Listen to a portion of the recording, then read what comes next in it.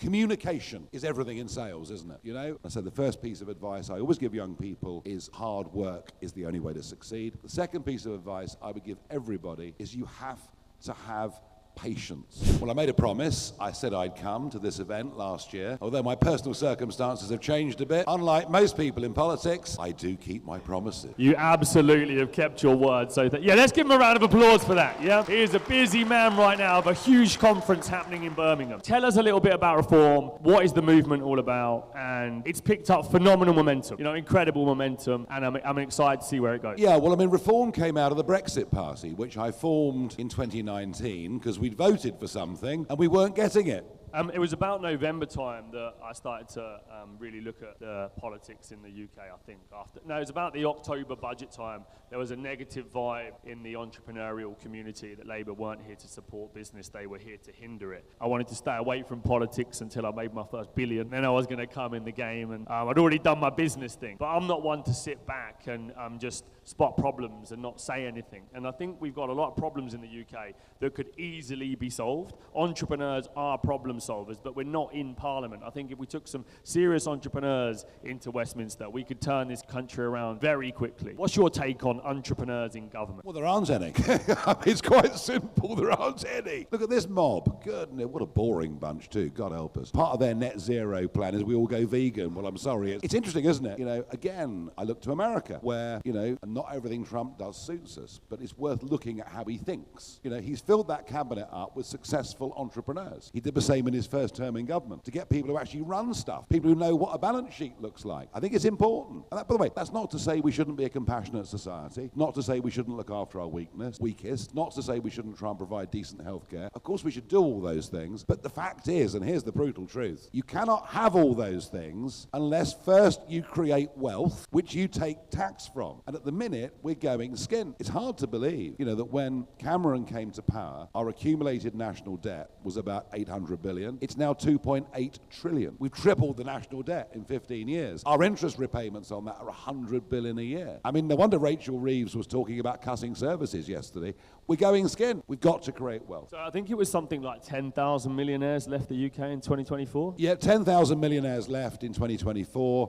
The numbers, I have to say, right at the moment, you know, that upsets a lot of people because wealthy foreigners can buy a house in London, inflate the price of houses and pay a fixed fee every year. But you know what? All the while they're here paying a fixed fee, they're actually spending money in restaurants, in Bond Street, you name it. It was the Tories. It was Jeremy Hunt that began the attack on the non-doms. So the non-doms are fleeing. The super rich are fleeing. So many speeches yesterday in the House of Commons about wealth taxes. You know, super taxes are 1 or 2% if you're worth more than 5 million, 10 million. And that, I don't think Starmer will do it. But if he was ousted and the party moved to the left, they might. But my real worry are the number of young people that are leaving. 30-somethings who want to make things happen. And bizarrely, we've got Milan bidding for British entrepreneurs. We've had Lisbon bidding for British entrepreneurs. Athens is now bidding. I met a bloke the other day, big name, very successful. He said, I earn 10 million quid a year. He said, he's got a firm with thousands of staff in the city. He said, I earn 10 million quid a year. He said, you know, this is home, school, wife, life, golf club,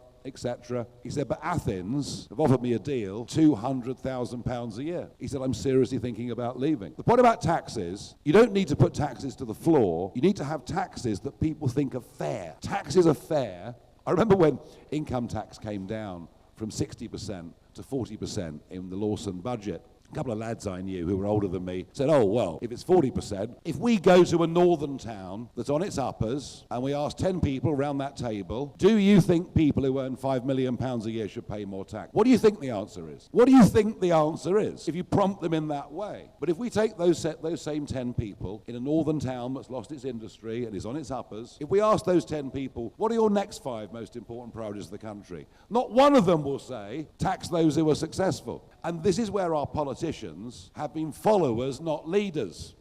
I've got the guts to make the right arguments. And the right arguments are, the more rich people there are here paying loads of tax, the more there is to help those in society who haven't got enough. And I will make those arguments, and I'm unafraid to do so. Fantastic. One of the key traits of an entrepreneur is that they need to have resilience. And from what I see, politics can be a very nasty game. And every day you're subject to headlines, attack. You seem to be a very, very resilient individual. What advice could you give to the entrepreneurs in the room to take some of your resilience and in the face of a lot of challenges, keep moving forward at the rate you are? The one thing in business is you will not face in business anything like the hostility that you'll face in politics. I promise you, it's absolute. I mean, when I worked up here, London Metal Exchange, we were 22 companies involved in that industry. It was cutthroat. Resilience, well, again, I said earlier that I speak to lots of groups of young people, which I do. It's my form of mentoring, if you like. I said the first piece of advice I always give young people is hard work is the only way to succeed. The second piece of advice I would give everybody is you have to have patience. And that's the hardest thing of all, isn't it? Because you've got a big idea, you want to succeed, you want to make it work, but if you're in too much of a hurry with your business, you're desperate to get there the next day, you will probably make some bad mistakes. And so big decisions in life should be taken very slowly. Very slowly. You really, really think hard before making a strategic move in terms of your business. And you have to be patient, because sometimes the idea can be right, but the market's not right. It often takes time. If you've got the right idea, you've got the patience, and that's where the resilience comes in. The resilience comes in. Most people who've really succeeded have been through some pretty tough times as well. There are very, very few people that have reached the top in entrepreneurship that have not had a rocky ride, probably more than once, on their way to success. So patience is a great virtue. Decisions that are made slowly, but the big, right strategic decisions never happen quickly. When I sat here with you in October 2023, it was a few months before the general election, and you didn't have a lot of time. And you sat up here and said that you've got a plan with reform.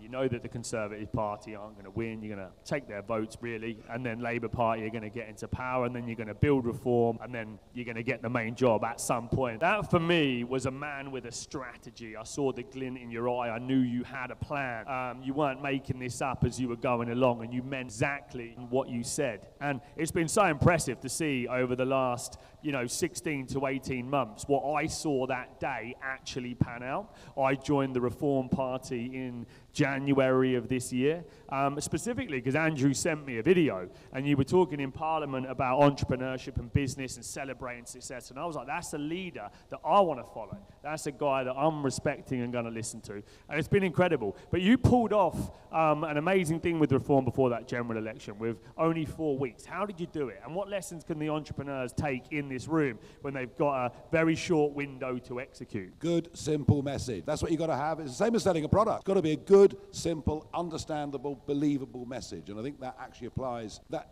communication is everything in sales, isn't it? I've spent my whole life in sales. I worked in the city, but I was always traveling around America, around Europe, trying to bring business in for the company. So you get through someone's door, you sit around a boardroom, you've probably got about 3 minutes to have any chance of striking a deal. You've got about 3 minutes, put across why you're the person they should be doing business with, and you might stay half an hour because they're being polite, but unless you make an impact very, very quickly. So good, simple message. And my simple message that I came up with 4 weeks to go was family, community, country. They're the things that matter to me. They're the things that I love. They're the things that I care about. They're all being trashed. If you agree with me, come and vote for us.